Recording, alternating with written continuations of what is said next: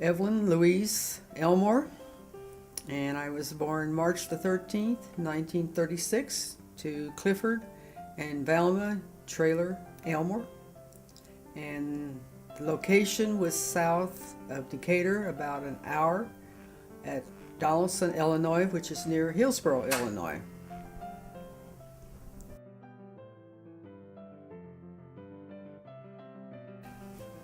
My parents, when I was born, to my mother and dad,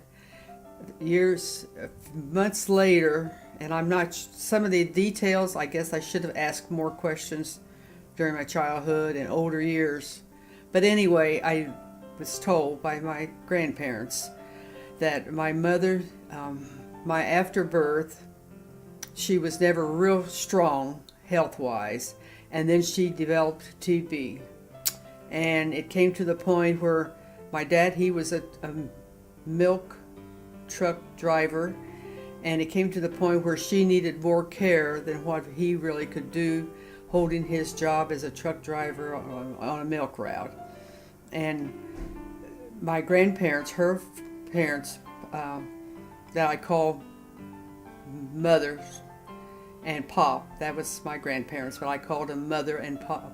They took my mother and myself into their home to care for her because of her health. And then she died when I was 18 months old.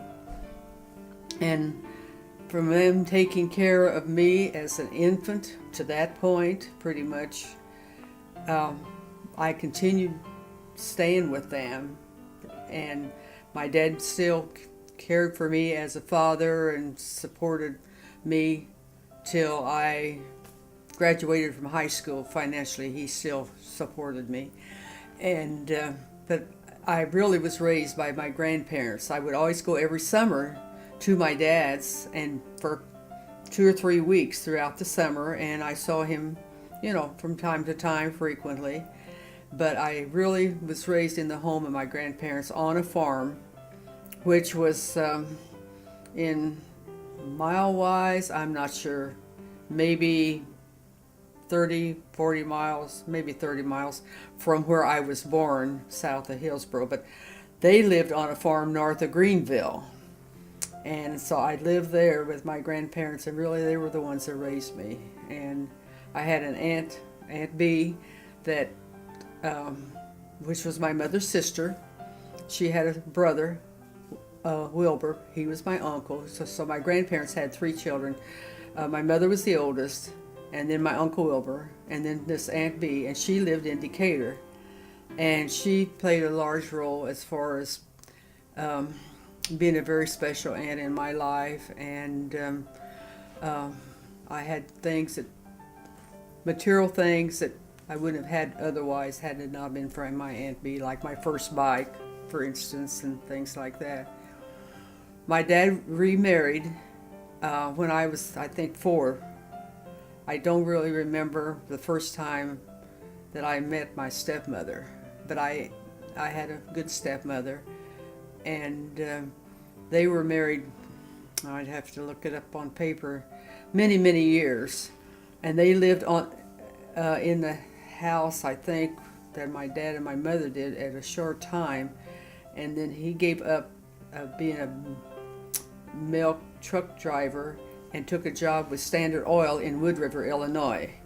And that's when he and my stepmother moved to Wood River. And that's where I remember them always living, was in Wood River.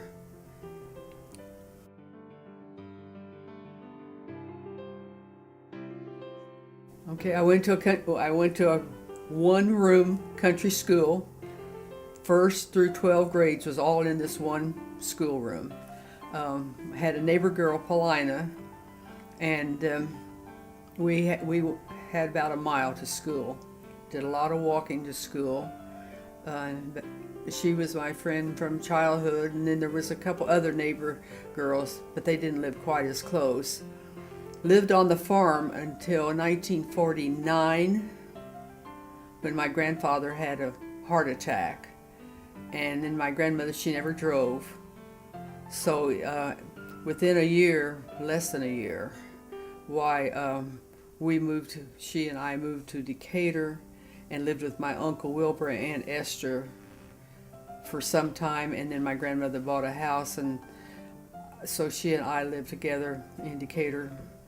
Well, I lived there till I got married, and I had a bike on the farm. She bought me my first bike, so Paulina and I rode bikes a lot. We really didn't, with not having transportation, I was limited as to what activities or what I could join or be in 4-H or anything like that, because my grandmother didn't drive. So we didn't stay on the farm too long, just the two of us. We had a neighbor that took us to church every Sunday, and usually on Wednesday night. As far as hobbies and things like that on the farm, I really didn't have. I mean, we had a dog named Old Don, and of course, my grandmother had chickens and things like that, and I had chores to do and that type of thing. But I really didn't have any hobbies, or I wasn't involved in 4-H or anything like that as far as I lived on the farm. Mm-mm.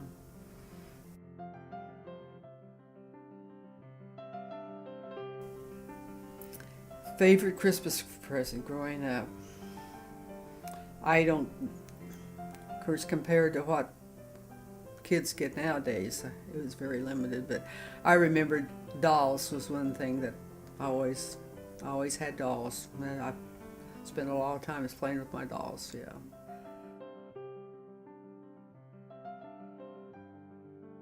I met my husband Fred through a friend of mine.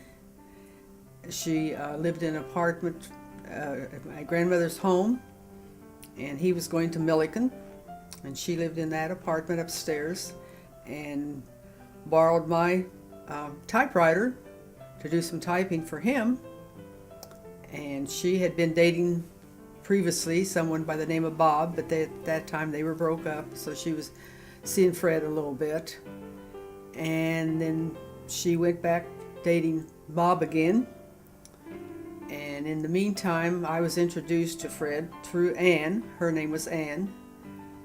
And so I really met Fred through Ann, my friend Ann. Years later, she ended up marrying Bob, and I ended up marrying Fred.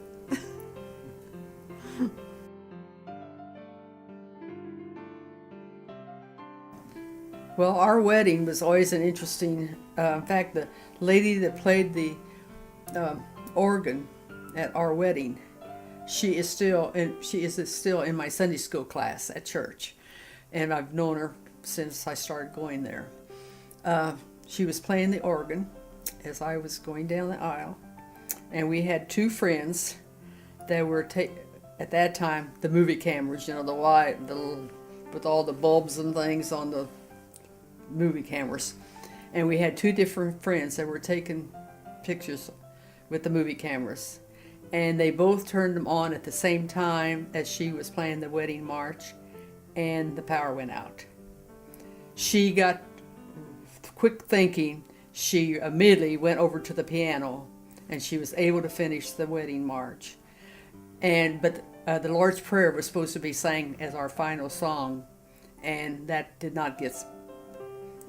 wasn't able to be sung because Janet hadn't practiced it with the piano and everything, so that wasn't. But otherwise, our wedding was like it was supposed to be. But Beverly still laughs about, yeah, I played at Evelyn's wedding and the power went out on the organ. So that was something in her life that had never happened before either. And she has shared. I've heard her tell that story different times, but it still took place and everything. Mm-hmm.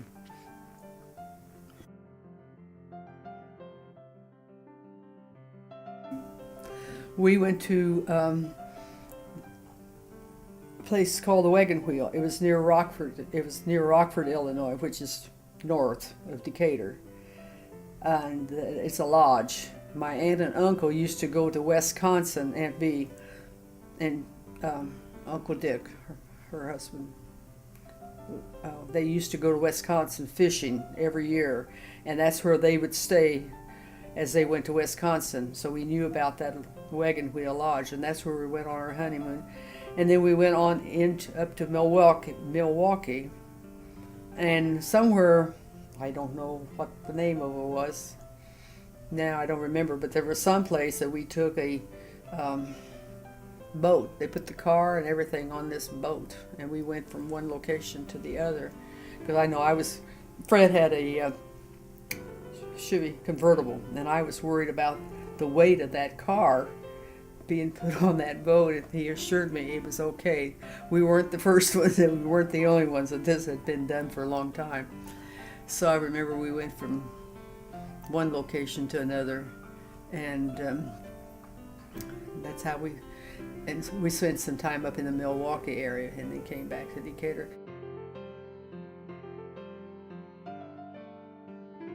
When we got married, he still had 2 years of college at Millikan. He was a junior. And so because I was already working at Borg Warner, and like I say, I worked there until 6 weeks before Jerry was born. So then he, after he graduated, he worked for Illinois Power, and then we were transferred to Granite City, which is now closer to St. Louis. And Carol was born in a hospital Jerry was born in Decatur, and Carol was born in Granite City at St. Elizabeth Hospital. And we lived down there, I don't know, 2 years or something like that. And it was getting to the place where he wasn't that happy with his job down there. So made contact back to Decatur, and was able to get a job at General Electric. So we moved back to Decatur and worked at he worked at General Electric until they closed. And then it turned out that, of course, he was without a job, and he was able to work in Springfield for a year. So he drove back and forth Alice Fiat, for a year in Springfield. And our neighbor, just over the fence behind our yard, their yard connected with our yard, I had worked with that gentleman, Ted, at Borg Warner when I worked there. And he was still at Borg Warner in engineering. And his wife just said one day something about, was Fred still working in Springfield? I said, yeah. I said, he's hoping to find something local. And she said, well, Ted says they're going to be hiring someone in the engineering at Borg Warner. And so maybe he needs to check that out. Well, he did, and he got the job there. It changed hands a couple times, and it ended up being taken over with by basically Japanese people. And he made 2 trips to Japan, which were, the time he was there 2 weeks, really took a toll on him. Not only the English versus the Japanese language, trying to, in meetings and stuff, them talking, you had no idea what they were saying. And he lost weight. He really came back looking not too healthy. But anyway, that was his job. And they were, that's who he was still working at that. When he died, it was called Zexel. That's who he was working for then. But it was the same building that I had worked in when the only job I ever had, but it was a different company and everything. So anyway, that's where he was working when he died. And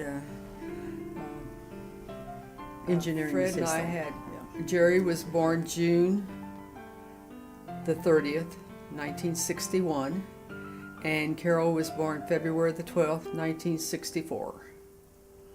Unfortunately, and then Jerry and Elaine, he married Elaine, and they have 2 children, Kevin and Laura. And of course, Mick and Carol have Rob and Bethany.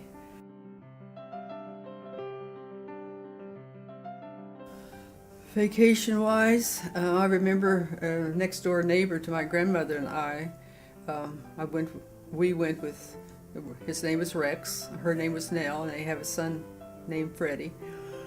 And we went with them to Niagara Falls, so that was a real special time of vacation, going that far away. And then as far as our family, going to Florida, Disney World, I know that was during high school days I know Jerry's driver's permit was in the mail when we got back from that vacation. That's how I always remember the year, started the year of that. And that was interesting because at that time Disney World was nothing like it is now, but still it was quite a trip down there. And so, you know.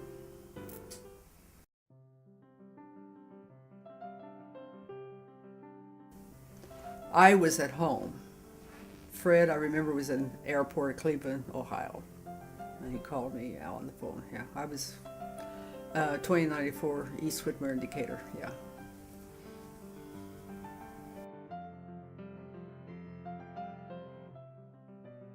I was a stay-at-home mom with Jerry and Carol, even through their high school days.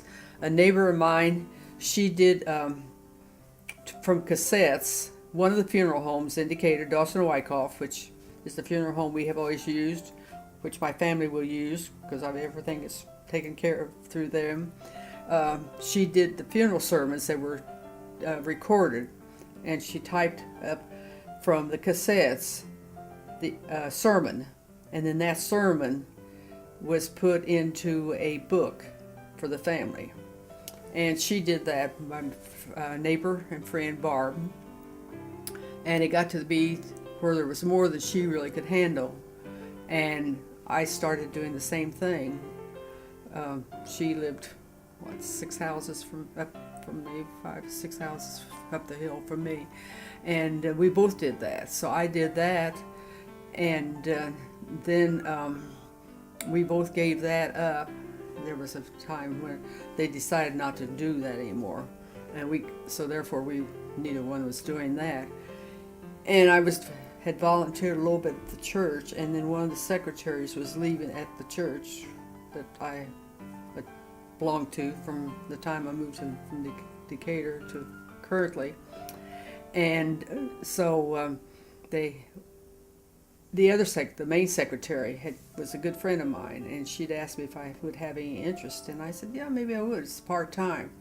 So I took that position, and then eventually she left and went to work for one of our church members that had been voted in to be regional superintendent of schools, David Cooprider. And he didn't have a secretary, so he approached her about being his secretary, and it took her a while to make a decision. And finally she thought, I've always been a church secretary, maybe it's time for a change. So she resigned and went to work for David, and I moved up to church secretary, and I was church secretary for 20 years till I retired. So now and then I just volunteer from time to time in the office still.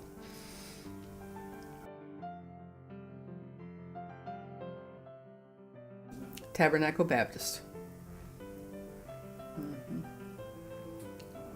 I attended there, well, and it was 1949 we went to Decatur, but I didn't really join until 1951, so when I actually joined, I think. It was a year. So, but that's the only church I ever attended after I moved there.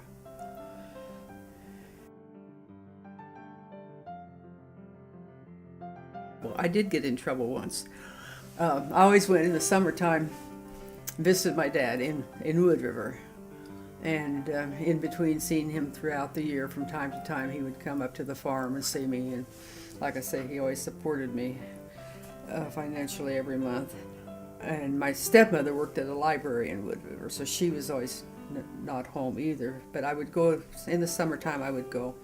And I was on my own some down there while she would be at work. And I went to the pool one time. And somehow or another, I got lost coming back from the swimming pool. And a policeman ended up bringing me back to the house.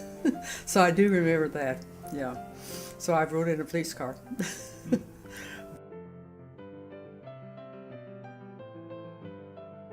Those grandparents was Grandpa and Grandma Elmore, and then I had a special uncle that didn't marry until many, many years, recent years, and he lived on the farm, and they lived in the Donaldson area, very near to the house in which I was born at, and I drove by that house many a times going to visit them on the farm.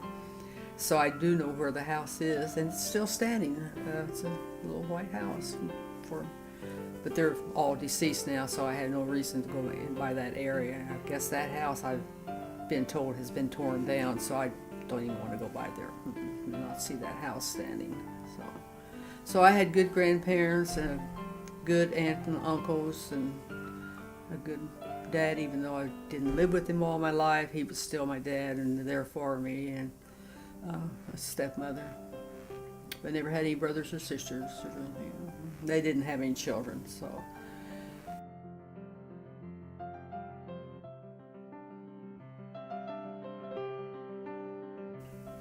Favorite food?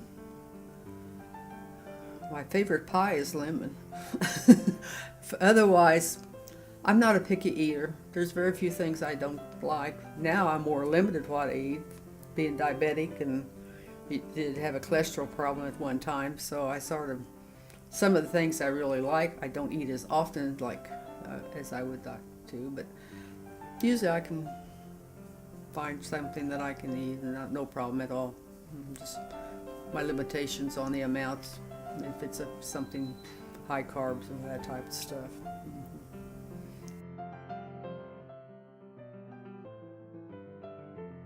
Boots Randolph was my saxophone player. I kept thinking, when Carol Mick was going to be moving down here, oh, Boots Randolph, and then he gave it up. But he came to Decatur a couple times, and I saw him in person 3 times, I guess. 2 times at Milliken, 1 time at Taylorville, Nashville North. That was a night place, and he came down there. I've got a picture taken down there with him, and he was my saxophone. I liked Boots Randolph, yeah.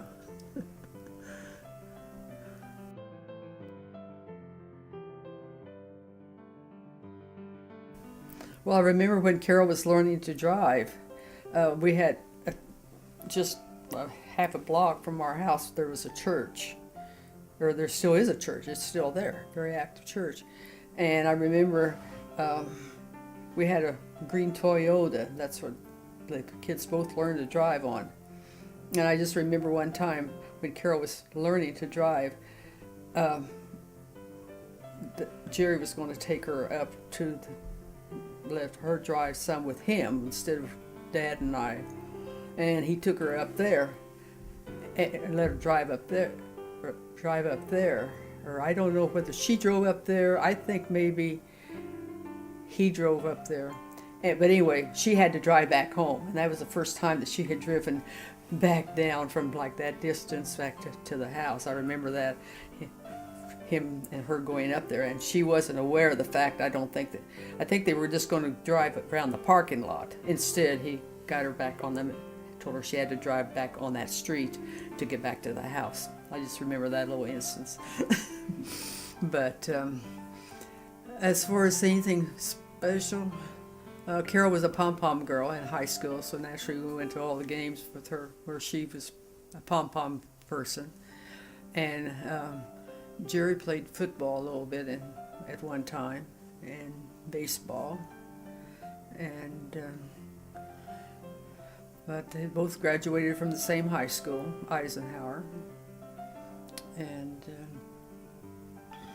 we had neighborhood kids that were their ages, and our driveway was one of the bases on playing ball in the street.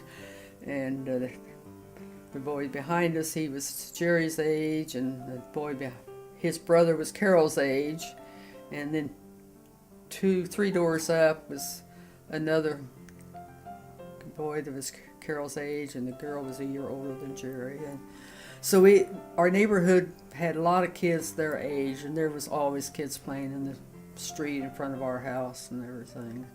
We had a good neighborhood. We really did. Mm-hmm.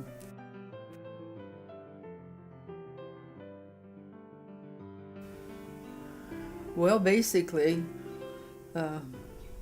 over 79 years, I feel I've been blessed with health. I mean, I haven't had cancer or anything that any type of surgery, I've always recovered from, and I don't think I've really had that many issues health-wise. I mean, I've had some surgeries, but nothing that, was a matter of time of healing or recovering that I haven't recovered from. So I think I've been blessed, and mentally, I don't think I'm a basket case. I may from time to time forget something, but basically I think my memory's pretty good. I'm able to be on my own. I did move 3 years ago from my house to a condo, so I don't have the maintenance issues and things like that, which has helped family members not having to. Jerry's my computer person, that he bails me out, and now he can really bail me out easier than having to drive an hour from Bloomington to Decatur, because he's got a setup called Team something where he has access to everything on my computer on his, so he can on the phone walk me through an issue and save trips. And so that has, and as far as being in my home, I still have contact with my one neighbor, close neighbors. They lived on 4th Drive when we moved there, and they're still there. But otherwise, the neighborhood has completely changed. And but while I was still on my own, I had a good yard person, and he, after I quit doing it myself, I used to do it myself until I had some foot surgery. But I had a very dependable yard person. He was good. And then I had a young boy that usually did my snow. I had a snowblower, used it myself, but the recent years I was there, I did have someone do it. And so I was able to maintain and keep the house all those years until 3 years ago. So now I'm in a cul-de-sac with 11 other families and adjusting to the change, but that's okay. I still have enough room for everybody when they come and stay all night, and we still can sit at the dining room table just like we did on 4th Drive, same positions, and so it's worked out okay. Yeah. Well, I think I've been blessed with my 4 grandkids so far.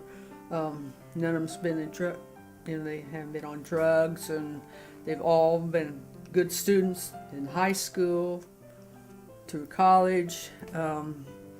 Rob's about ready to finish his master's. Kevin is about ready to finish his 2nd year of law school in Virginia. He's got 1 more year. Laura is trying to check out other colleges where she's going to go on with her master's.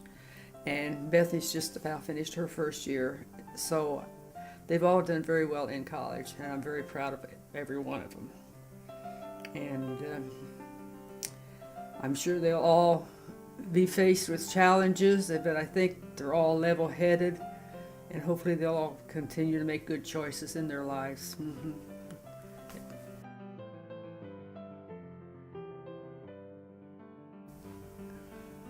Grandma. Yeah, they all call me Grandma. Mm-hmm.